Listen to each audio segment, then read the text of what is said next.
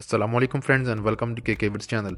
दोस्तों, आज मैं अपने बाइक में क्लच बॉक्स चेंज करने वाला हूँ। ये नया क्लच बॉक्स मैं अपने बाइक में इंस्टॉल करूँगा और ये मैं क्यों रिप्लेस कर रहा हूँ इसकी वजह मैं आगे आपको जाके बताऊँगा। तो ये मेरे पास जेन्युइन यामाहा का क्लच बॉक्स है और ये मैं अपने बाइक में चेंज करने वाला हूँ। क्लच बॉक्स को रिप्लेस करने के लिए सबसे पहले मुझे फुटरेस्ट रिमूव करना है और उसके बाद जो फुटरेस्ट गार्ड है वो रिमूव कर दूंगा, ताकि मेरे पास जो क्लच साइड वाला केस है, जो टापा है, उसकी एक्सेस आसान हो जाए। इसके बाद किक को रिमूव करने के लिए किक को मैंने नीचे प्रेस किया ताकि किक घूमे नहीं, और उसके बाद जो उसका ऊपर नट है 19 नंबर का वो मैंने खोल के रिमूव कर दिया और किक को बाहर निकाल लिया। इसके बाद बारी आती है स्टार्टर मोटर की। तो स्टार्टर के मैंने दोनों बोल्ट निकाल दिए और स्टार्टर को पूरा बाहर नहीं निकाला बल्कि थोड़ा सा बाहर कर दिया, सिर्फ इतना कि हमारा जो टापा है क्लच साइड वाला वो बाहर खुल के बाहर आ सके। इसके बाद जो क्लच साइड वाला टापा है या जो क्लच केस है उसके सारे बोल्ट्स मैंने रिमूव कर दिए ताकि हमारा जो क्लच केस है वो बाहर आ सके।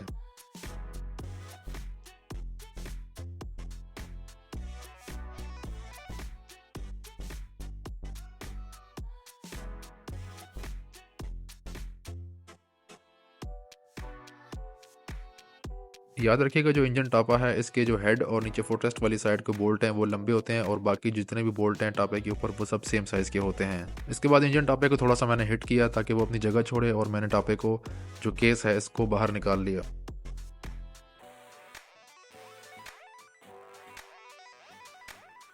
इसके बाद जो गैसकेट चिपकी रहेगी वो भी मैंने हाथ से उतार के रिमूव कर दी।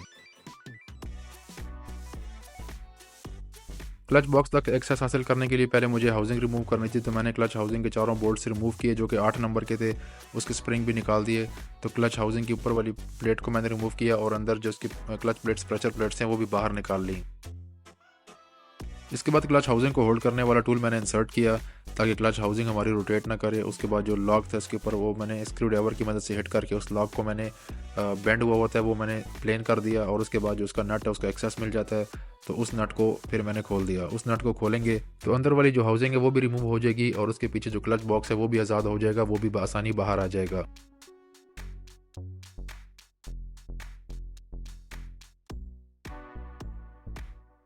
तो ये आप देख सकते हैं क्लच बॉक्स बाहर आ चुका है और इस क्लच बॉक्स के आप ऊपर निशान भी आप देख सकते हैं, ये रिपेयर हो चुका हुआ है। अब इस क्लच बॉक्स का मसला ये है कि इसके अंदर की जो बुश है वो फिक्स होती है और ये बुश कुछ साल चलने के बाद, कुछ अरसा चलने के बाद टाइम काफ़ी निकालती है, लेकिन इसके चलने के बाद आवाज़ आने लगती है और इसकी सिर्फ बुश की वजह से पूरा क्लच बॉक्स अमूमन चेंज करना पड़ता है। अब ये क्लच बॉक्स बजाते खुद काफ़ी अच्छा और ड्यूरेबल मटेरियल का होता है, काफ़ी लंबा अरसा निकालता है, लेकिन इसकी जो बुश है वो ज़ाहिर है किसी ब्रॉन्ज या ब्रास मटेरियल की होती है और वो चलने के बाद, कुछ अर्सा चलने के बाद कट जाती है और उसके अंदर स्पेस ज़्यादा हो जाती है।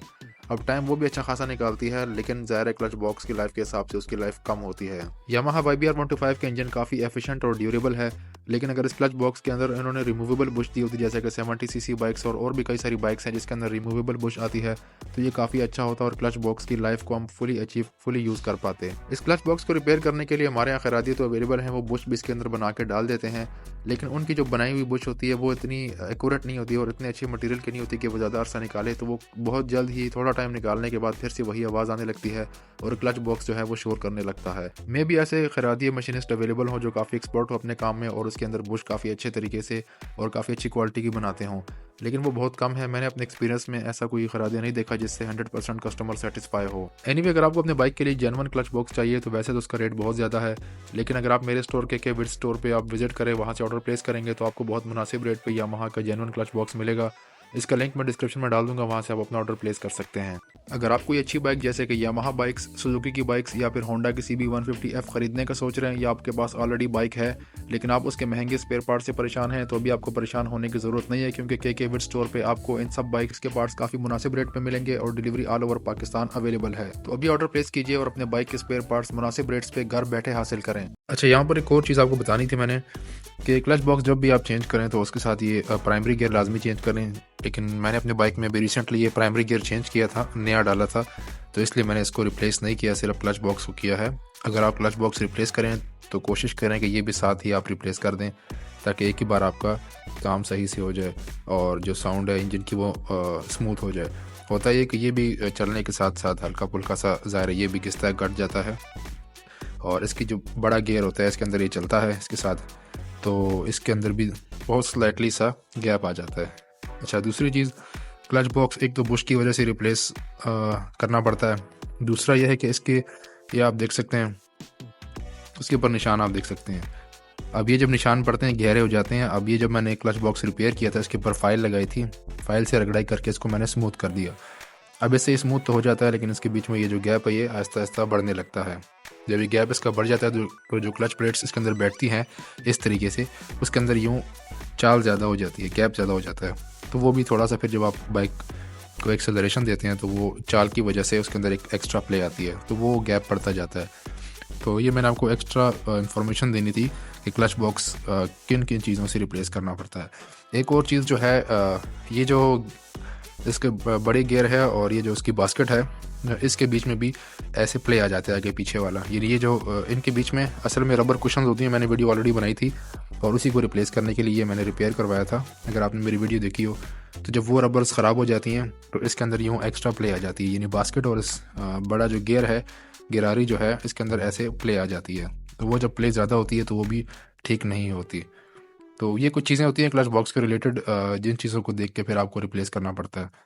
क्लच बॉक्स को फिट करने के लिए इसको शाफ्ट के ऊपर बिठा देंगे और उसके ऊपर वॉशर रख देंगे। उसके ऊपर टीथ बने होते हैं जो कि शाफ्ट के टीथ के साथ इंटरलॉक हो जाते हैं, तो वो वॉशर इस क्लच बॉक्स को बाहर आने नहीं देती, वो एक किस्म का लॉक का काम करती है। इसके बाद क्लच हाउसिंग को बिठा देंगे, उसके बाद इसके ऊपर लॉक आ जाएगा, लॉक ऊपर रख देंगे और उसके बाद इसका जो नट है वो टाइट कर देंगे। नट टाइट करने के बाद इसकी जो अंदर लॉक वाली वॉशर है उसको हम बेंड कर देंगे ताकि वो उस नट को होल्ड कर ले, उस नट को लूज़ ना होने दे।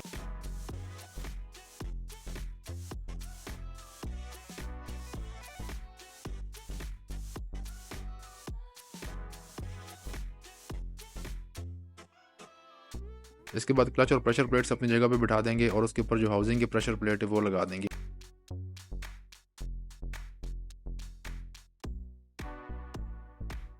हाउसिंग के ऊपर जो बोल्ट आते हैं उसके स्प्रिंग को आपने इन लाइन सेंटर में रखना है। उसके बाद उसके ऊपर बोल्ट्स हैं वो आपने टाइट कर देने हैं। यानी जब आप बोल्ट टाइट करें तो स्प्रिंग के ऊपर आपने हाथ रखना है ताकि स्प्रिंग एक साइड पे ना चला जाए, यानी सेंटर में रहे और बोल्ट उसको इक्वली सेंटर में प्रेस करे।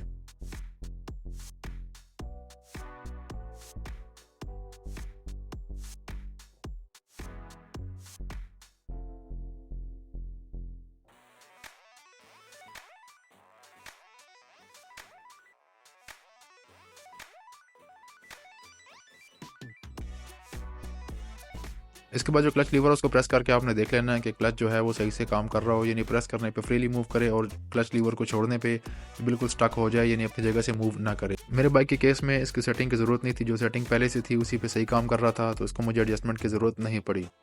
इसके बाद मैंने थोड़ी सी इसके ऊपर ऑयलिंग कर दी, उसके बाद जो इसकी डबल्स होती हैं वो बिठा दी और उसके बिल्कुल हल्की सी मैंने ग्रीसिंग कर दी ताकि ये जो डबल्स हैं ये जंग ना पकड़े। अगर जंग पकड़ जाए फिर ये जो टापा होता है खोलना बड़ा मुश्किल हो जाता है। इसके बाद जो पुरानी गैस्केट के छोटे छोटे पीसेस चिपके रह जाते हैं वो साफ कर देने हैं और नई गैस्केट रख के ऊपर टापा लगा देना है और उसके ऊपर बोल्ट्स लगा देने हैं। टापा लगाने से पहले आपने इसकी जो सील्स हैं उसके ऊपर ऑयलिंग कर देनी है ताकि टापा स्मूथली बैठे और उसकी जो सील्स हैं वो खराब ना हो। क्लच साइड टापा लगाने के बाद जो उसकी एसेसरीज हमने उतारी थी वो वापस लगा देनी, जैसे कि स्टार्टर मोटर, किक और फुटरेस्ट वगैरह ये हमने उतारे थे तो वो वापस लगा देंगे।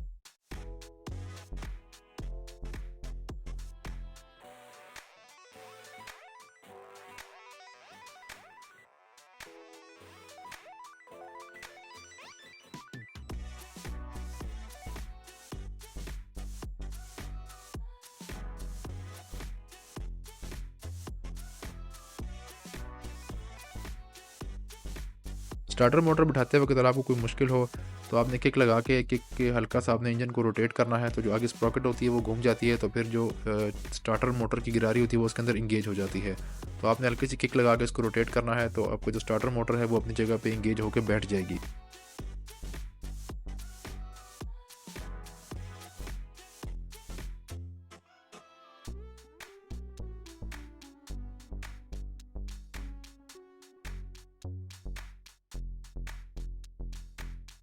तो ये था यामाहा बाइक्स जैसे कि YBR 125G, YBR 125, YBZ और YBZ DX के क्लच बॉक्स को रिप्लेस करने का तरीकाकार।